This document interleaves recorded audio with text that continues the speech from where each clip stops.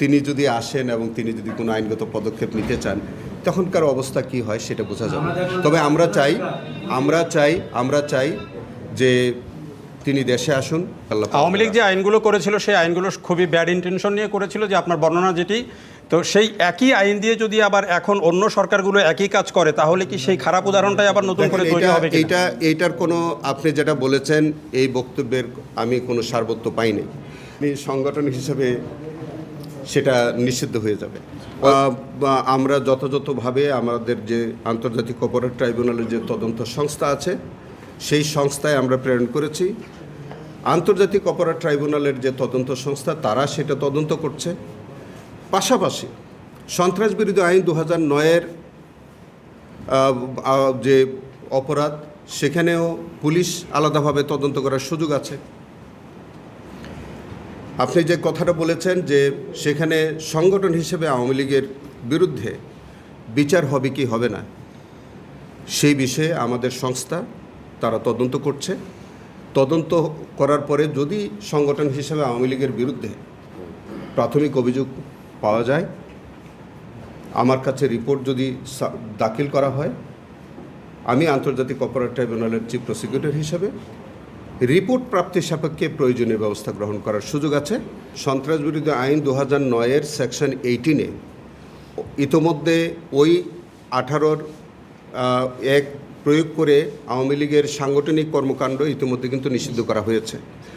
Second পার্টটা হচ্ছে যে সংগঠন হিসেবেও কিন্তু তাকে ব্যান করার আইনগত বিধান আছে, এবং সেটি হচ্ছে যে প্রক্রিয়াটা হলো এরকম যে যদি বিচারে দোষী সাব্যস্ত হয় সংগঠন হিসাবে, তাহলে ওই রায়ের পরিপ্রেক্ষিতে বাংলাদেশ সরকার গেজেট বিজ্ঞপ্তির মাধ্যমে ওই সংশ্লিষ্ট সংগঠনটিকে বা সত্তাটিকে নিষিদ্ধ করার বিধান আছে। তো যাই হোক, এখন যেহেতু আপাতত তদন্ত চলছে, তদন্ত সমাপ্ত না হওয়া পর্যন্ত এই বিষয়ে আর বেশি কিছু বলার কোনো সুযোগ নেই। এখন যে ইনভেস্টিগেশনটা চলছে এইটা আমাদের তদন্ত সংস্থা, আমাদের স্বরাষ্ট্র মন্ত্রণালয়ের অধীন ওই সংস্থাটি, এই সংস্থাটি এখন তদন্ত করছে, কাজ করছে। এটা যখন তদন্ত সাপেক্ষে যখন আমার কাছে আসবে তখন আমার এখতিয়ার বর্তাবে ওই জায়গায়, এবং তখন আমি বিস্তারিত কথা বলতে পারব। 1971 সালের পরে যখন দেশ স্বাধীন হলো, স্বাধীন হওয়ার পর থেকে আওয়ামী লীগের বিভিন্ন রকমের তাদের এই কর্মকাণ্ডগুলো আছে।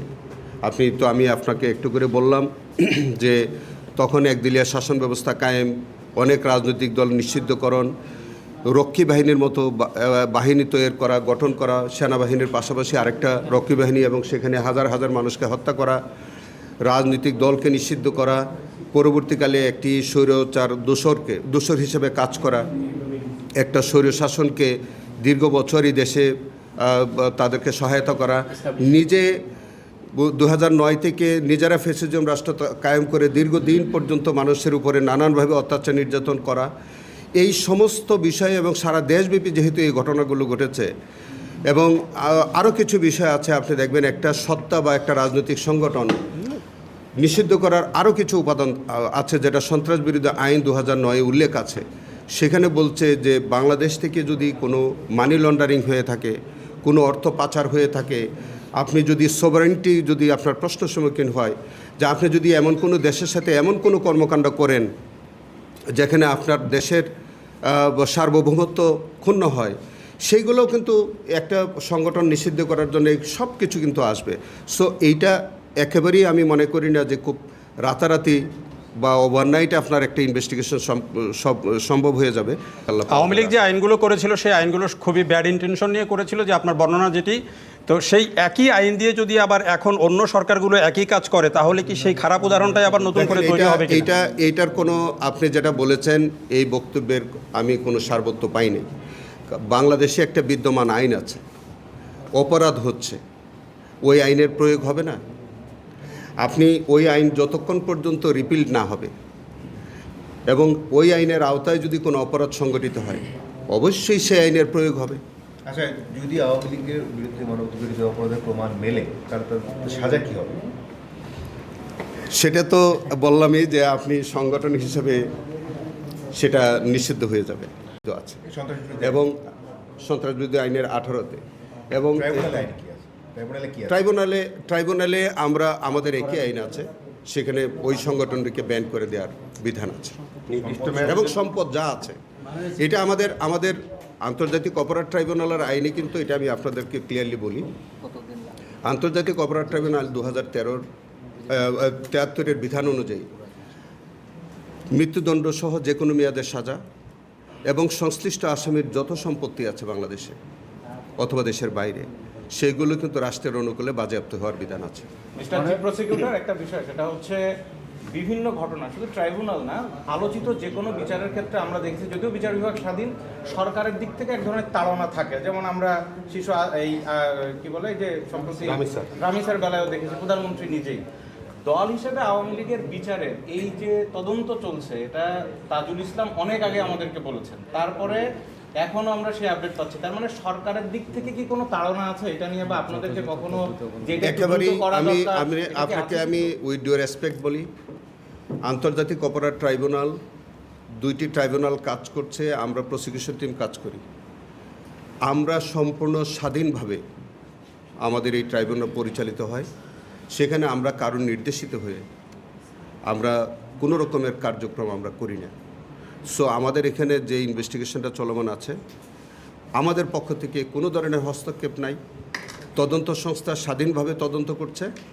যদি আওয়ামী লীগের বিরুদ্ধে সংগঠন হিসেবে প্রাথমিক অভিযোগ প্রমাণিত হয়, তারা আমার কাছে রিপোর্ট সাবমিট করলে প্রয়োজনীয় ব্যবস্থা আমি নিব। তবে এই বিষয়ে আমার ব্যক্তিগত পক্ষ থেকে অথবা অন্য কোনো পক্ষ থেকে কোনো ধরনের হস্তক্ষেপ নাই। আওয়ামী লীগের যে কার্যক্রম নিষিদ্ধ হয়েছে সেটি সংসদ থেকে রেটিফাই করা হয়েছে, সংসদের মাধ্যমেও সেটি বহাল রাখা হয়েছে। এরপরে আসলে আদালত থেকে কি নিষেধাজ্ঞা আসবে আসলে? সেটা হচ্ছে যে যদি সংগঠন হিসেবে যদি কোনো অপরাধ করে থাকে তার তো বিচার হতে হবে। আপনি সরকার সন্ত্রাস বিরোধী আইন 2009-এর 18 বিধান অনুযায়ী আপনি কোনো বিচার ছাড়াও আপনার কোনো সংগঠনকে ব্যান করতে পারবে অথবা কার্যক্রম নিষিদ্ধ করার সুযোগ আছে। বাট ওই সংগঠনটি যদি কোনো অন্যায় করে থাকে, অপরাধ করে থাকে, তার তো বিচার হতে হবে আগে।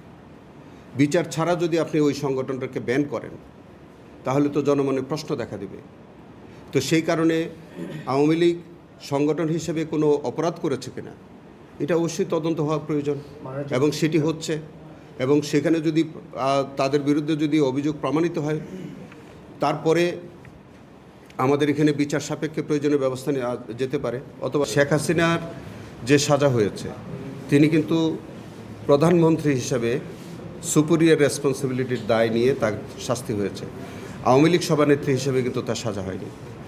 যখন সংগঠন হিসেবে দায় আসবে তখন কিন্তু তিনি সভানেত্রী হিসেবে তার যে ভূমিকা, সেইভাবে এটা সেপারেটলি বিচার হতে পারে যদি রিপোর্ট আসে। আর আপনি যেটা বলছেন যে তিনি এসে আপিল করতে পারবেন কিনা, আমি এর আগেও বলেছি যে আপিল করার আমাদের এখানে রায় ঘোষণার 60 কার্যদিবসের মধ্যে আপিলের বিধান আছে। 30 দিন, সরি, আমাদের এখানে রায় ঘোষণার 30 কার্যদিবসের মধ্যে আপিলের বিধান আছে। তো ইতিমধ্যে তার এই যে স্ট্যাটুটরি পিরিয়ড সেটা কিন্তু ওভার হয়ে গেছে, এবং সেখানে আমাদের রুল 37-এ সেখানে বলছে যে এই সময়ের মধ্যে যদি আপিল করা না যায় তিনি আর আপিল করতে পারবেন না, এই বিধানটা আছে। এখন তিনি যদি আসেন এবং তিনি যদি কোনো আইনগত পদক্ষেপ নিতে চান তখনকার অবস্থা কি হয় সেটা বোঝা যাবে। তবে আমরা চাই যে তিনি দেশে আসুন, তিনি তার বিরুদ্ধে যে দণ্ড আছে তিনি সেটা চ্যালেঞ্জ করুক, তিনি আপিল ফাইল করুক, আমরাও চাই, এবং তিনি এই দেশে আসতে তো কোনো আইনগত বাধা নাই। সুযোগ না থাকলে আইনের সুযোগ না থাকলে ফাইল করবে কিভাবে? সংবিধানে সুযোগ আছে, সংবিধানে সেই সুযোগ আছে। আপনি বাঞ্ছনা জায়গার নামে একজন আপন করা আপিল বিভাগকে সেন্ডার করছেন এবং তার আপিল করার অনুমতি দিয়েছেন, মানে 104 কে অ্যাপ্লাই আমি দেখেন এখনো আপিলই হয় নাই। এখন ভবিষ্যতে কি হবে ওই বিষয়ে আমি আর উত্তর দিতে চাই না। আগে তাকে আসতে দিন, তিনি আসুন, আমরাও চাই যে তার বিরুদ্ধে যে সাজাটা হয়েছে তিনি আপিল করুক।